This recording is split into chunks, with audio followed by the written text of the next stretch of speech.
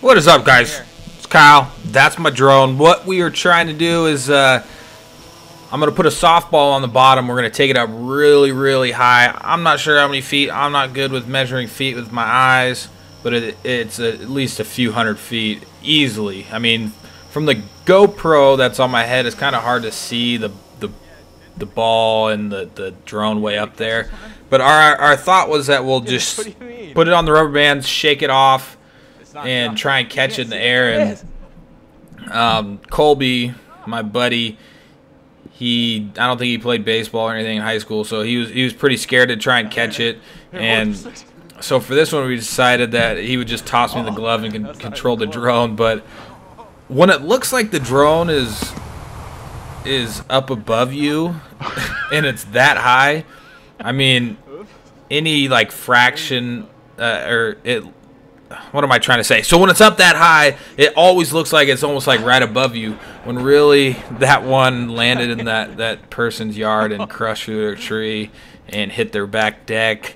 And then we thought that, well, this isn't very smart to do it that close to the house, because that would have hit somebody. Luckily, it was a squishy softball, not one of the hard ones, but it still would have hurt coming from that high. And we never even successfully did it, but here's the first crash right here.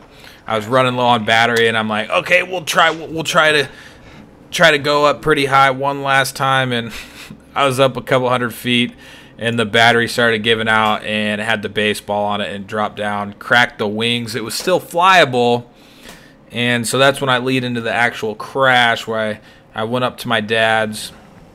His cabin was actually a pretty sweet view. He lives way up in the hills, so we're like, oh, we'll get some aerial footage. So I got to show him it for a couple minutes before my dumbass decided to crash it or fly or air. The smart thing would be to not fly it around all these trees, but since it was already cracked, and the only thing that was cracked on it was the white shell, and I had already ordered it, so I was like, well, if I crash and land it, I guess it won't be the end of the world because the shell's going to be there. But I wish I could have done a lot more at my dad's before I broke it, because the views here are awesome. If I went up to where I did some of my snowmobile videos, those would be some awesome footage, or even that canyon right there on the right, kind of swooping through it, would be some awesome footage. But I wasn't very smart when I was coming back into the cabin. Actually, what happened was there's a return home button on it, and when you click it, it'll level off and then return to where it took off. Well, I was coming in way too hot, and I went to go hit that return home button, but I accidentally hit agility mode, which means there's no like beginner settings on it where it'll like fly slower. I'd put it in the very fast settings, and I hit pretty hard, but you guys, it's weird because I've been in this area my whole life and never really looked at it like this from way above the trees and everything. And it's just a whole different like vibe when you're looking at this place from this angle.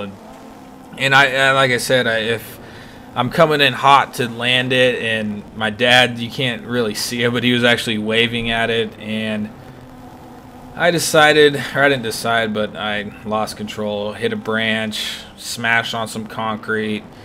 But it was fun while I was flying, and the video is pretty cool. I didn't break my GoPro or anything, so I guess that's a good thing. But just looking, I wish the whole world was like this. I mean, some people like their city life, other people enjoy the wilderness, and sometimes it's just weird because most people look at like, oh, there's too many cities and stuff, and sometimes I look at it that way. But there's so much areas like this, and I never want them to go away, honestly. That's why when I went to Alaska, it was one of my most favorite places I've ever been. So yeah, here I am coming in for the land, trying to show off for my dad.